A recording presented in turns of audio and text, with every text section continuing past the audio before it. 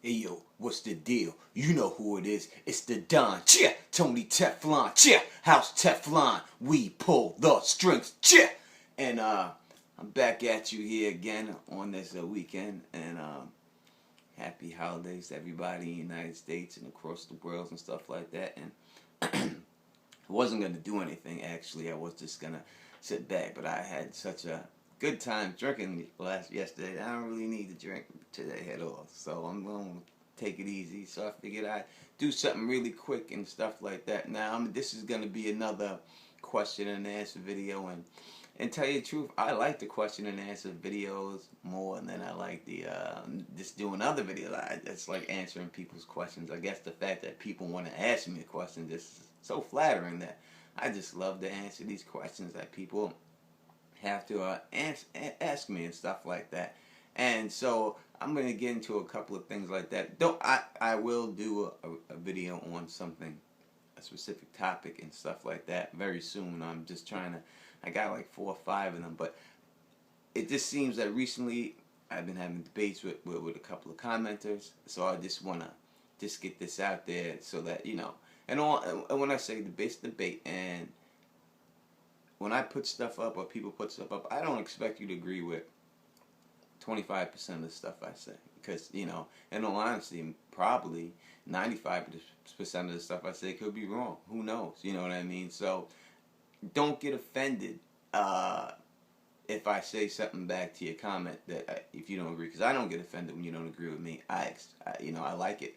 If everyone agreed, how boring would this world be, and what would be the point of this book? The book is because you can keep talking about certain things. But one thing I have been having a problem with recently is the people acting like Stannis, you know, and I do see, and I'm going to say, I see the world in this Game of Thrones through Stannis colored glasses, but I am a realist. It's like I'm a Jets fan, alright?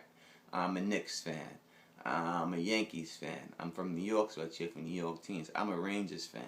I go for the Mets. I would never cheer against the Mets at all. Never. You know, all the Yankees. This is what it is. So I'm from Queens, obviously. So I've been to Shea Stadium a billion times growing up. So anyway, besides all that, I'm a realist. You know what I mean? If the Jets suck, I say the Jets suck. Even though they're my team, I'll say they suck. You know what I mean? I voted for Barack Obama, but if he's doing a bad job, I say he's doing a bad job. I just don't give him a pass because he's black or whatever like that.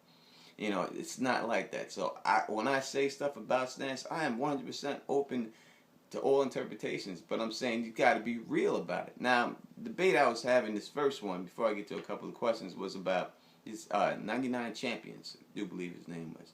And he was, you know, basically going all in on Ned Stark and how Ned Stark is so honorable and everything. I guess people got mad that I said Ned Stark got himself killed. He did. And that's it. And they trying to say that, oh, he's better than Stannis and this and that and yada, yada, yada, yada. And that really, you can't say. I mean, it's funny to me that you see people the way you want to see them, but not the way they are presented in the book. And the way they present it in the book, and I'm going to say straight up, Ned Stark, I know everyone loves him, but let me tell you straight up, Ned Stark was a fool. He's an idiot. I mean, and if you look at him from the beginning of the book, Ned, there's not a lot of difference between Ned and Jon. I mean, there's not a lot of difference between Ned and Robb. There's not a lot of difference between Jon and Stannis, as Melisandre says, and stuff like that, if you remember. But, no, I mean, think about it. If you look at Ned, the history, I should do a whole real history of Ned Stark, because people have fantasized about certain guys. Ned Stark especially. Dany is another one. But Ned Stark especially. We're we're not dealing with Dany today. We're going to deal, unless there's a question here. I don't think there is. So we're going to deal with Ned Stark. Ned Stark, what did he do? He got his family killed. He got everyone killed.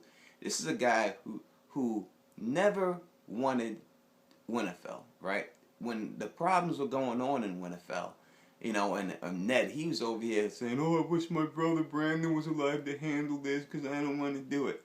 That's the truth, all right? That's the bottom line. This is a guy who was so shy, he couldn't even ask a chick to go dance with him. You know what I mean? That's who he is. You're talking about saying that this guy went into this rebellion, right? went down and had to flee for his life to get back home, gets his bannerman. But what does he do in this war? Besides mop up stuff that everybody else has done. I mean, Robert goes out there and wins 3 battles in one day. When these guys are all chasing Robert down and stuff like that, right? Ned Stark and them come in after. After the fact they come in. He's always an after the fact cat if you really look at it. You know what I mean? When the Greyjoy rebellion happened, it was Stannis that beat it Victorian Greyjoy, the big badass Greyjoy. He was the one, which allowed Ned and them to go and, like he said, take the nice, easy spot for themselves to get the glory. And he wasn't even the first person to do that. It was Thoros and Mia. I mean, so when you look at it like that, when Stannis was holding Storm's End versus thousands and thousands of Tyrell's troops for months, and he was holding it, Ned Stark shows up and they dip their banners. He didn't even have to fight. So a lot of times, Ned's given credit for stuff that I don't understand why he's being given credit for. I mean, he is the one who did not see Littlefinger's scheme and got played by that. Even when it was fucked up and Renly exposed Littlefinger for lying about the knife, he was too stupid to pick up on that. You know what I mean? And then when he tried to pick up on stuff, he got played again and then wound up getting himself chopped up. I mean, I can go into detail after detail, but if you really look at Ned Stark, there's a reason why he's dead, and dead so fast, because he wasn't that smart of a guy. He really wasn't, and you know what I mean? And it's like Cersei said to him, you're a follower. You were born to follow. Your brother was born to lead. He was not born to be the leader of Winterfell. He was born to be a follower, a soldier, stay in line, and that's where he should have. When he tried to take lead and tried to take the hand and be the thing, he got himself killed because that's not what he was built for. I'm sorry, all you Stark fans, and I do like Ned Stark, and he's the one who supported Stannis' claim to the throne. But we have to be realistic about this thing. I think you guys are seeing him for something that he really isn't, man. And that's that. That's that. As for Jon Stark, we also having this conversation. You said Jon Stark was you said, oh, Jon, if it wasn't for Jon, the whole Night's Watch would have been fucked, and he's the reason why he's the reason why they were able to get to the White Walkers, and that they knew about the White Walkers and stopped the Wildling Island. That's bullshit. That's just straight bullshit. Straight up. There's no way you could even think that. I mean, if you're reading what I'm reading, Jon Snow, I'm sorry. Jon Snow went out there, right? Let's look at it. He went out there. He meets Corin Halfhand, these dudes who have already been out there ranging, all right? They're already there. They know it. They were there. They seen the Wildling army. They knew the army was there. Jon begs, please let me go, please, I want to be down with you, please, right? Begs. All right, we'll take the kid. They take the kid, and then as a bitch that Jon is, right, and I'm saying this straight up, as a bitch as Jon is, they go and they kill those couple of Wildlings. His first capture, the person he's going to kill, he picks a woman to do it to, right? So I'm going to kill this woman. Let me be the man to kill this woman, right? Such a tough guy you are. But then he goes and tries to kill a woman. He can't even do it. He lets the chick escape. And then while he lets her escape and runs after her, he winds up Corin Halfhand and them get bagged up, get caught and murdered. And then they have to come up with the plan to get Jon into the Wildling camp. Now, if Jon would have did his job, Corin Halfhand would be alive. And they would have need Jon to do that shit. They would have knew the plan and everything else. And then Jon, it's like I said before, Jon's a guy whose ass has he ever kicked that had any type of fighting skill, ever, in this show, book, whatever. Name one person whose ass Jon kicked that had, he beats the shit out of the Night's Watch people that don't have any skills. He fights Corin Halfhand, he gets his ass kicked until Ghost gets involved. Alright? Anyone else he fights Mance Rayder, he gets his ass kicked by Mance Rayder, his Rattleshirt. Anytime you say it, and you say, oh, Mance Rayder had extra power, yes, he did. But the bottom line was, he got his ass kicked. I'm just saying, when did he not get his ass kicked? Every time, Rob's a better fighter than him. Anyone he ever fights, he gets his ass kicked. And that's just the truth. So saying that Jon is the reason why everything happened, Jon's the reason why shit fucked up. Jon fucked up the plan, and they had to go to plan B, the second plan, because he fucked up. So let's see these people for what they really are, people. You know what I mean? Let's see them for the way they're intended to be seen and stuff like that. And that's what I have to say about those two. And I hope that helps anything that I said and stuff like that, or clears up anything again. A question I was asked. It says, "Hi Tony, this is a guy from Morocco. Could you talk about the children of the forest?" I could do a whole video of the children of the forest, but basically, as I said in my first video of the season, I said that they cast the children of the forest. That was going to be a very, very big scene. And we know that they're the squirrel people and stuff like that. But let me try to give something that I don't hear a lot of people say about the children of the forest and their true intentions and stuff like that. Now, these squirrel people, as they're called, they broke the bridge, right? Now, when they broke that bridge and stuff like that, what happens here? They broke the bridge using what kind of magic? It wasn't blood magic. I do believe it was black magic, right? That's what they described as black magic they used to break the bridge. They broke it, blew it up, boom, boom, boom. Now, it made the broken arm. Then they tried the same black magic thing again, and then it didn't work, and they turned it into a swamp. To me, it's kind of great otherish, if you really want to ask me. They drowned in a lot of people. They turned that place into a marsh. They drowned a lot of people. It's got some type of great other thing going in there, I think, dealing with the children of the forest. But that's that. That's all. I would have to do a whole video to really get into that, homie. I would like to do it. Hopefully, I will get a chance to do that. So here is I see Spots. He says gives a long comment too. So let me read what he has to say. Tony versus Eli Knight. LOL, funny stuff. I don't take this as me versus anyone or me versus Eli Knight just because he made a comment about Stannis or whatever. I'm just a guy doing videos. It's just, he asked a question, I answer the question, I ask him questions. But if y'all want to put it as me versus Eli Knight and whatever, that's whatever.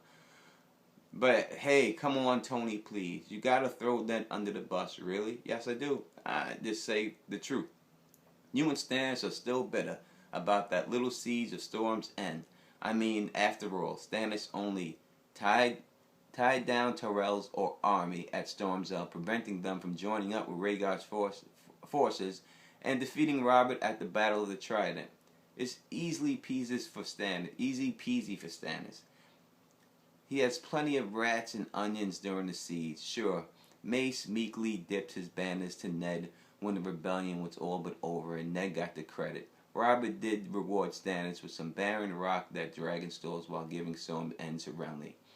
And there's that little thing about Robert using Stannis' wedding bed. But come on, you're a bit harsh with poor old Ned. He believed the only option to save his daughters was giving up his honor. The deal was clear. You confess and your daughters live. Job just screwed up in the end. Now, the whole thing about Stannis, I agree 100%. That's why I'm not bitter about it. But that just shows you the type of man that Stannis is. As I said, yes, Stannis did hold it from the Tyrells. And Ned did get credit for something he didn't really do shit for. And Ned got credit for a lot of shit in here he didn't do shit for. And Stannis is also the guy who just eats shit. And that's why in the end I think Stannis will be the king and sit the throne for the end of the book, because all this shit he has eaten has to be for a reason. And there's a reason why it has to be poured. And I think George R. R. Martin's going to pay it off in the end. That's why he says it's going to be bittersweet. I think it's going to be better for you people like Danny and John think they're going to be on the throne. It's not. It's Stannis. And that's the bottom line there. Yeah, rats and onions. Yeah, he did have rats and onions and stuff like that. I guess. Yeah. What else he said here? But I'm not being harsh on Ned. Just like I said before, Ned Stark gets credit for stuff he didn't do. Did he believe his only option to save his daughter was that? I mean, I guess that he must have had to believe it. That's why he said it. But he's stupid to say it. If you're going to go the whole series about talking about your honor, I'm not dying, I'm not willing to die, yada yada, then this is when you're feeded to the flames right now. This is when your honor means the most. When it's all on the line. When it's good, you got to be an honorable man when they're threatening little shit. oh, I'll threaten to take this and I'll threaten to take that. But when they threaten your kid's life, when they put it all on the line for you, right? When it's all there, when the chips are down and it's time to make a stand, he wasn't willing to make the stand he had to make. He cracked. And that's why they died. He made up a lie, said that Joffrey was the king and he planned to seize the throne, giving Joffrey the right. And by him doing that in public, gave Joffrey the right to kill him. If he did not do that, they would not have killed him. Period. That's the bottom line. And that's it. So, it's like I said before, people, you romanticize some of these guys. I just don't see. Maybe I'm reading a different book series. Maybe that's it. And stuff like that. There's a lot of things about Ned, but I'm done with Ned. I don't think I need to talk about this right now. I am curious to know your opinions on Jon Connington and what happens to him. He has grayscale, so his days are numbered. Do you think he has major significance in the grand scheme of the story? I do. I think people should focus more on his grayscale than Shireen's grayscale, if you ask me, because his is active. Obviously, he has it and it's moving up. I think what you have to remember there is that the Tyrells have someone in King's Landing working for them already. Alright? So, if the Tyrells do have someone in King's Landing working for them already, I think Jon... You know what? I should... I'm going to do... You know what? I'm not even going to say it. I'm going to wait on that one. Because... you know what I'll do a video on the sea... I'll do a video on it. Alright? That I can't go into it. It's too much. And... it's very good. And I'm not going to say it. I'm sorry. It's like a big tease. I don't mean to do that. I really don't. I should just get it done. But, I'm going to have to, no, I'll do it later. I'm sorry. I'll have to. Let's see. What do we have? We have some more questions.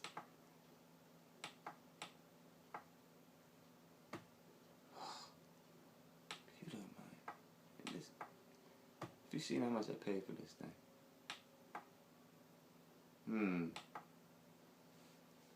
It's really pissing me off now.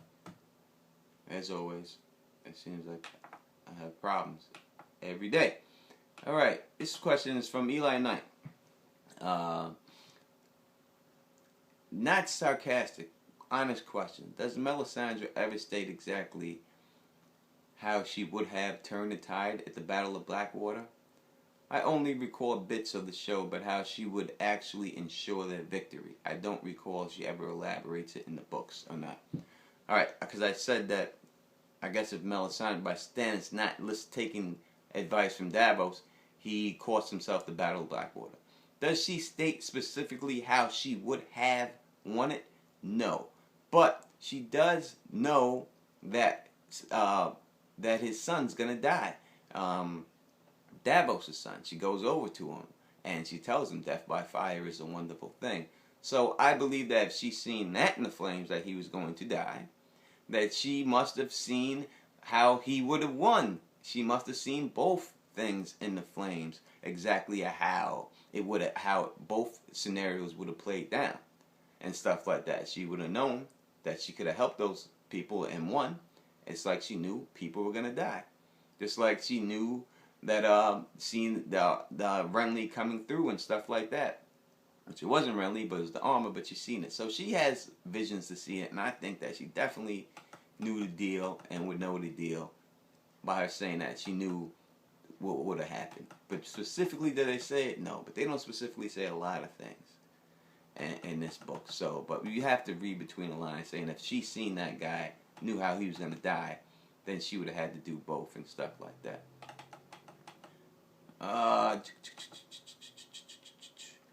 I believe the wall will collapse at some point in Winds of Winter, and when the tide comes and Jon lifts the flaming sword, the Norman's-Keeler sword will melt the fallen wall and will ruin the fallen wall, and give smoke, assault and smoke.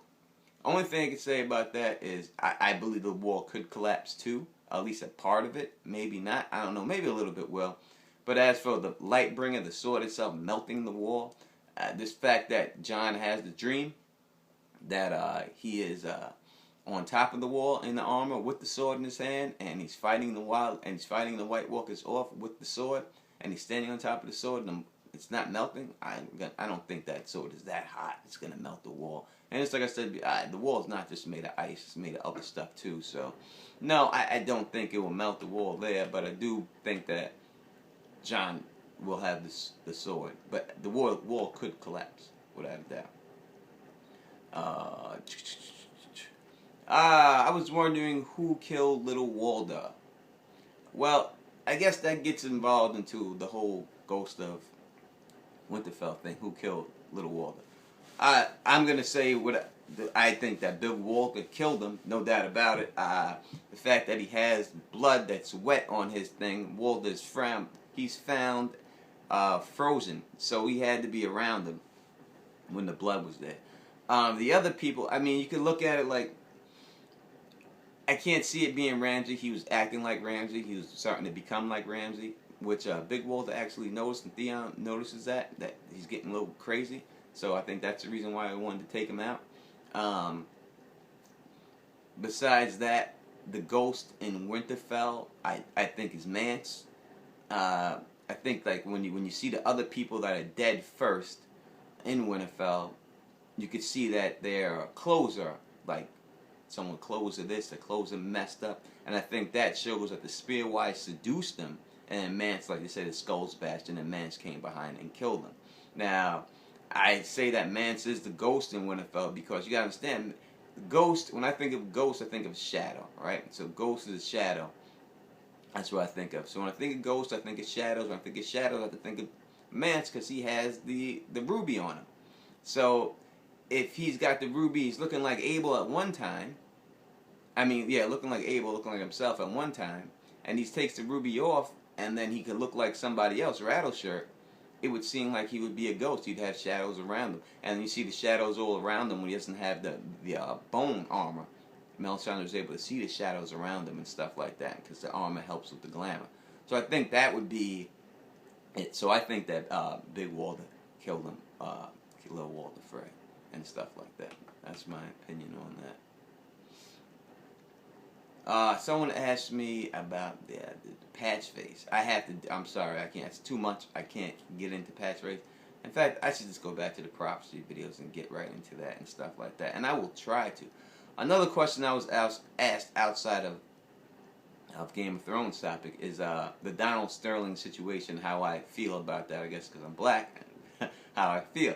I will say this about Donald Sterling and stuff like that. He should not lose his team solely on the fact that he said ridiculous, prejudiced comments that he said. No one should lose their business because of that.